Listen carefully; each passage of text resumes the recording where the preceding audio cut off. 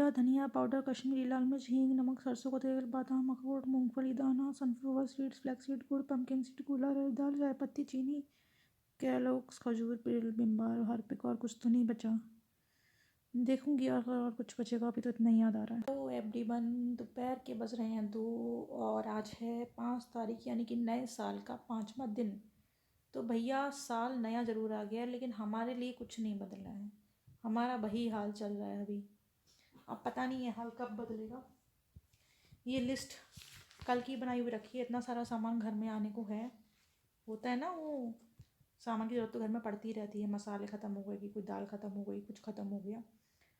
तो कल सोच तो ये रही थी कि खुद जाऊँगी सुपरमार्केट तक लेके आऊँगी। क्यों? इसलिए क्योंकि ना जब सामने हम जाते हैं तो एक दो चीज़ें देख के और याद आ जाती हैं, वरना फिर दिमाग स्टक हो जाता है। फिर भूल जाते हैं यार ये चीज़ रह गई थी।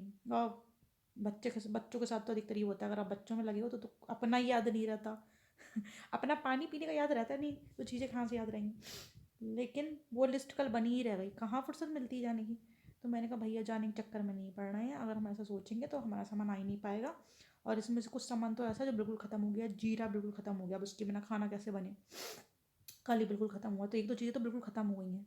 मैंने अभी फ़ोन किया, मैंने कहा भैया भिजवा दो सामान। व्हाट्सएप पे भेज दी है लिस्ट, अभी सामान आ जाएगा। और हमारा साल बिल्कुल नहीं बदला है। देखो मैडम को अभी अभी सुलाया है। मैडम सो तो रही हैं लेकिन कितनी देर के लिए पता नहीं। अपना हाल हमारा वैसा का वैसी हाल है जैसा पुराने साल में था। वही बिगड़े हुए बाल। और सही बताऊँ 2-4 दिन से मैंने ब्लॉग भी इसीलिए नहीं बनाया। सोच रही थी नया साल है तो कुछ तो ब्लॉग में कुछ तो नया डालूँ, कुछ नया कोई नई रेसिपी शेयर करूँ या किसी नई चीज़ पर ब्लॉग बनाऊँ। लेकिन फिर जब 3-4 दिन बीत गए मैंने कहा देखो बेटा कनू, कनू मतलब मेरा घर का नाम है, निकनेम मेरा, कि अगर तुम ऐसा सोचती रहोगी तो जो रेगुलर ब्लॉग बनना है वो भी नहीं बन पाएंगे। तो अभी क्रिएटिविटी को रखो साइड में, ये नया वया होता रहेगा। अभी जो चल रहा है वैसे चलते रहने तो कम से कम रेगुलर ब्लॉग तो आए, वरना सब्सक्राइबर सोचेंगे कि नया साल क्या आया, ये तो उनके तो रेगुलर ब्लॉग भी गायब हो गए, सब कुछ गायब हो गया। तो क्या बताएं भैया, रीज़न ये था हम सोच रहे थे कुछ नया लाएं। और बीच में तो एक दिन मेरा फ़ोन भी ख़राब हो गया था, 2 तारीख को नहीं 3 तारीख को। इसलिए मेरा उस दिन कोई ब्लॉग नहीं आया था। उस दिन मेरा फ़ोन पूरे दिन ख़राब रहा था। तो मैं सोच रही थी मेरा नुकसान हो गया, 1500 रुपये लग गया फ़ोन सही होने में। लेकिन वही बात है ना, ये अपने दिमाग पे डिपेंड करता है कि हम उस चीज़ को अच्छे में लेते हैं बुरे में। मैंने लिया अच्छे में। अच्छे में कैसे?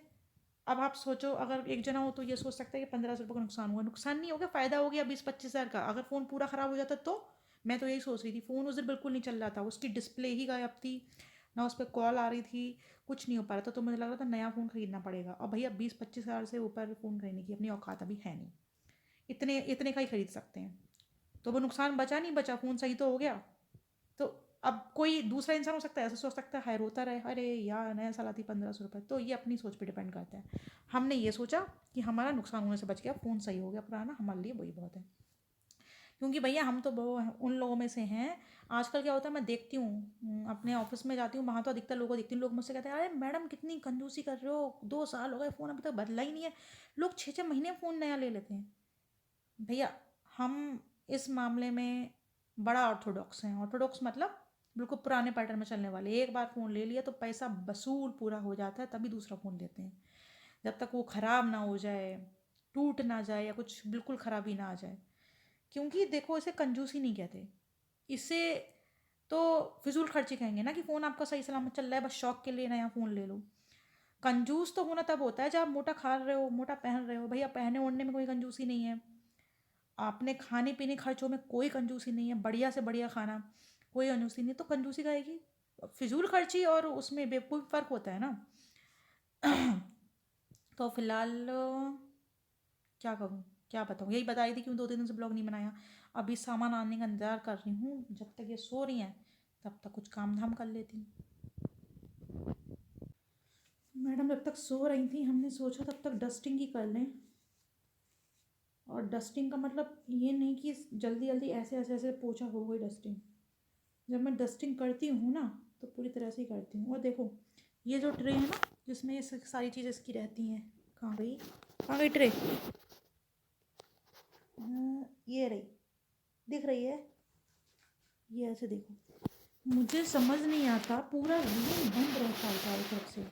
और आजकल तो उसको सर्दी ना लग जाए इस वजह से खिड़की और सब डोर वगैरह में बंद रखती हूँ, ठंडी हवा आती है ना, तब भी इन छोटी छोटी चीज़ों पे भी डस्ट बैठ जाती है, बताओ। और ये ना पोछो तो ये रखी हुई फिर इतनी गंदी लगती है। वो कहते हैं ना, सफाई तभी दिखती है जब एक एक चीज़ साफ होती है, जब कोना कोना साफ होता है। तो मैंने कहा जब कर ही रही हूँ तो सही सही डस्टिंग कर दूँ, क्योंकि आज दिन में बहुत दिनों बाद ऐसा हुआ है कि मैडम 15 मिनट से ऊपर सो गई हैं। यानी कि हो सकता है थोड़ा सा लंबा सो ले, लेकिन पहले से नहीं कहूँगी, कह तो दिया खेल, कहीं नज़र ना लग जाए, क्योंकि जैसे ही कहो ना वैसे ही उड़ जाती है। तो कम से कम इस वाले रूम की तो डस्टिंग एकदम बढ़िया से कर देती हूँ मैं, मतलब अपने बेडरूम की। क्या है ना, सबसे ज़्यादा टाइम यहीं गुजरता है अब आजकल, यहीं बैठने में आता है। और अगर ये रूम फैला हुआ हो ना, व्यवस्थित ना हो या डस्टिंग ना हुई हो, तो पता मन में वैसी निगेटिविटी बनी रहती है। मतलब मुझे तो बहुत ये चीज़ें अफेक्ट करती हैं, कई लोगों को फ़र्क नहीं पड़ता, मैं अंदर से ही परेशान होने लगती हूँ ऐसा देख देख के ना। और मेरे आसपास अगर सफाई होती है, सब कुछ ठीक से होता है, तो मेरा आधा मन तो वैसे ही खुश रहता है, चाहे फिर कुछ हो पाए ना हो पाए, मन में एक सेटिस्फेक्शन रहता है। होते हैं ना, नेगेटिव एनर्जी आती है गंदगी से भी या फैलावे से। चलो फिलहाल मैं फटाफट ये काम निपटाती हूँ डस्टिंग का, तब तक मेरा सामान भी आ जाएगा। Good evening everyone. तो शाम के बज रहे हैं 6:30, और देखो हमारा हाल वैसे का वैसे ही है, हमारा हाल चेंज नहीं हुआ, सुबह हो या शाम हो, क्योंकि उस समय थोड़ी देर को ये सो गई थी। आज क्या है ना, आज मौसम बहुत बढ़िया है, मतलब कुछ लोग कहेंगे मौसम बहुत ख़राब है क्योंकि बारिश हो रही है, बहुत ठंड है, लेकिन मुझे ये मौसम बहुत पसंद है, अगर ऐसा वाला मौसम। और उसका एक फ़ायदा ये है, शायद इसी वजह से आज थोड़ा थोड़ा ये सो जा रही हैं। तो ये सो जा रही हैं, एक तो हमें ये मौसम पसंद है वैसे ही, ऊपर से इसका फ़ायदा ये कि सो जा रही हैं तो हमें थोड़ा थोड़ा टाइम मिल जा रहा है कुछ काम करने का। जैसे ये रूम पूरा आज मैंने बिल्कुल 3-4 दिन से डस्टिंग नहीं हो पाई थी, अच्छा एक एक चीज़ पोंछ डाली, मतलब कुछ छोड़ा नहीं, कोई कोना नहीं छोड़ा डस्टिंग के लिए, और सब कुछ सही से कर दिया। क्योंकि फिर ना पता नहीं होता ना, देख नहीं पाते हैं ना, जितनी देर जगी होती कुछ देख नहीं पाते हैं, कभी कभी तो 2-2 दिन तक नहीं देख पाते हैं, तो फैला रह जाता है। तो आज वो सही हो गया, किचन भी सब सही कर दिया, लेकिन अब मैं उठ के कैसे दिखाऊँ, क्यों, क्योंकि ये जग गई थी, अब फिर से ऐसे थोड़ा सा सुला दिया मैंने। शायद मौसम के असर है, और थोड़ा सा ना इसको सर्दी भी है आज। तो फिर रूम वूम सही करने के बाद ये उठ गई थी, तो उनकी सेवा में लग गए, इनकी वो करी, थोड़ी सिकाई वगैरह करी, थोड़ा सा अजवाइन वाला तेल वगैरह लगाया, ताकि सर्दी तो थोड़ी बहुत लगी है वो कंट्रोल में रहे, बढ़े ना, इसलिए सेवा ज़रूरी होती है। और पता है आज देखो ये क्या दिखा रही थी मुझे, सर्दी हो रही है ज़्यादा क्योंकि बारिश का मौसम है, तो रूम भी ठंडा हो रहा है, तो आज पूरा टाइम ये ब्लोअर चलता रहा है, केवल गुन्नू की वजह से ब्लोअर आया है। ब्लोअर अभी लगभग 1 हफ्ते पहले ही आया, सिर्फ इन मैडम की वजह से, क्योंकि मुझे इतनी ज़्यादा आदत नहीं है ब्लोअर वगैरह की। और मेरा मानना ये है कि गर्मियों में अगर आप एसी में ज़्यादा रहते हो तो नुकसान है कि आप ज़रा सी गर्मी नहीं झेल पाते हो, इसी तरह जाड़ों में अगर आप हर समय ब्लोअर चलाओगे ना, तो आपको बाहर ज़्यादा ठंड लगेगी, आप रूम से ऐसे निकलोगे।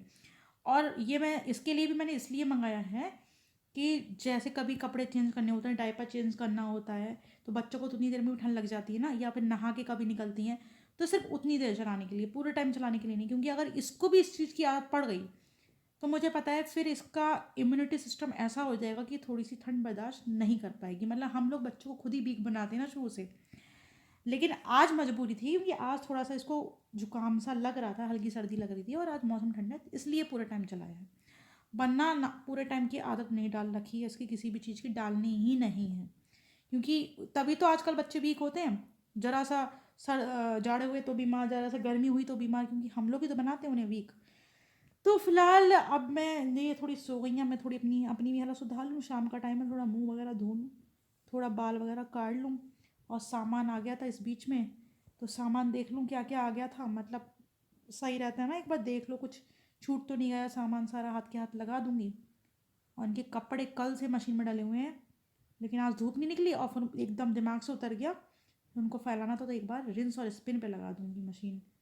चलो, और चलो आप लोग को भी दिखाते हैं क्या क्या सामान आ जाएगा। आज तो ऐसा लग रहा है जैसे एक पूरा खोखा खरीद लिया हो मैंने खोखा तो नहीं, असल में बहुत लंबी लिस्ट हो गई थी इस बार सामान की ना, काफ़ी सामान ख़त्म हो गया था, तो सब इकट्ठा मंगा लिए कि फिर रोज़ रोज़ क्या मंगाऊँ, फिर दो दो चार चार सामान, तो मैंने इस बार लिख लिया था सामान, वरना भूल जाती हूँ।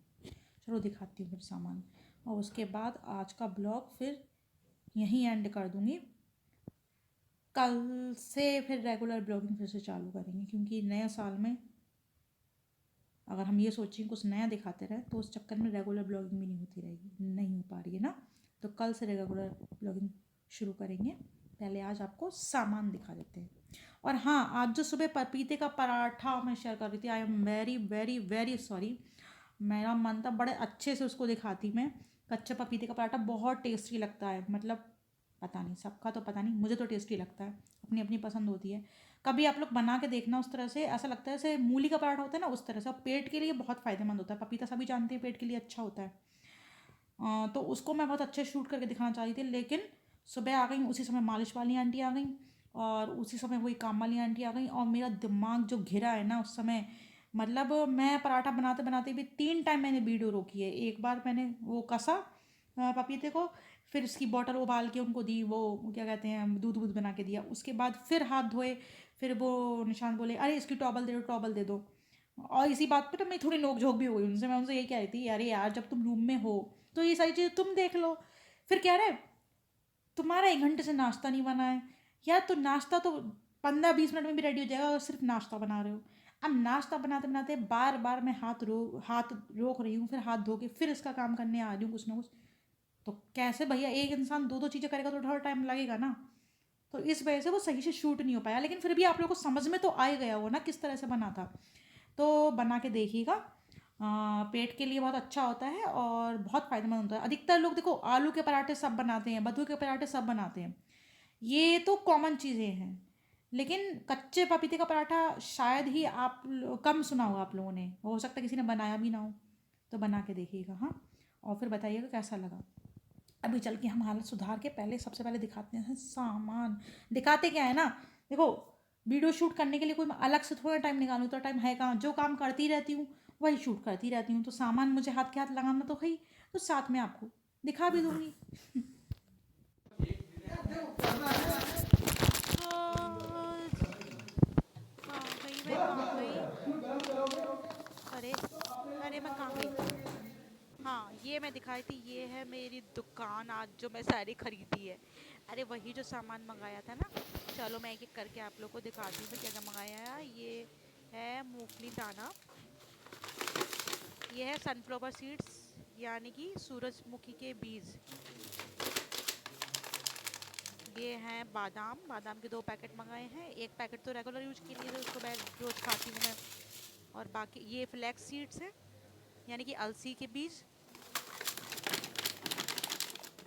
ये हैं अखरोट, अखरोट भी रेगुलर आधा किलो मंगाए हैं क्योंकि 250 ग्राम रेगुलर यूज के लिए, 250 ग्राम किस चीज़ के लिए अभी बताऊंगी मैं। और ये हैं खजूर, डेट्स।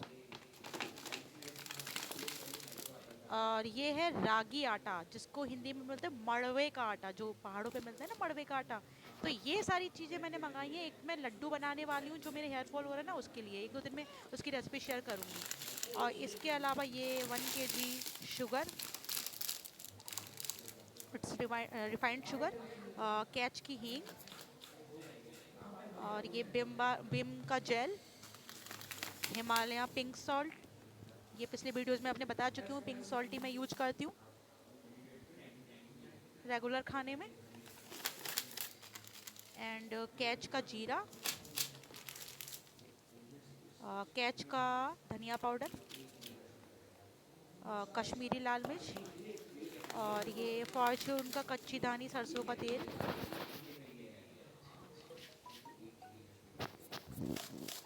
और टाटा टी गोल्ड टी। तो बस यही था आज का, नहीं और ये अरहर की दाल भी है भैया, अभी रुक जाओ, ये सामान है। और अरहर की दाल अनपॉलिश्ड है ये, देसी वाली। और ये नारियल का बुरादा, ये भी वो लड्डू वाले सामान में शामिल है। तो जी बादाम, सॉरी, अब ये आज की सुबह यानी कि 6 जनवरी की, और मैं कर रही हूँ अपना नाश्ता रेडी, जिसमें ये भीगे हुए बादाम और अखरोट, पाँच पाँच, नहीं 4 बादाम 5 अखरोट, और ये खाली कटोरा। खाली कटोरा, खाली कटोरा खाऊंगी नहीं भैया, मैं बताती हूँ इसमें क्या करूँगी। आज मैं एकदम हेल्दी वाला नाश्ता करने वाली हूँ। ये है कैलॉग्स के स्पेशल के कॉर्नफ्लेक्स, जो प्रोटीन और फाइबर रिच होते हैं। मेरा हेयर फॉल बहुत बढ़ गया है ना, तो मैं अपनी डाइट पर ध्यान दे रही हूँ। हेल्दी वाला नाश्ता फिर से शुरू करना है मेरे को, तो इसे बनाना बहुत ही ईजी है। बस इस कटोरे में से लेंगे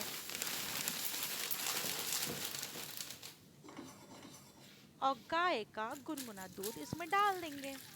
गाय का दूध अगर आपके पास अवेलेबल ना हो, तो आप गाय का दूध अवेलेबल ना हो तो टोल फ्री डोल भी रह सकते हैं। तो टोल मिल का आता है ना, सॉरी मैं भी क्या बोल रही हूँ, गलत बोल गई।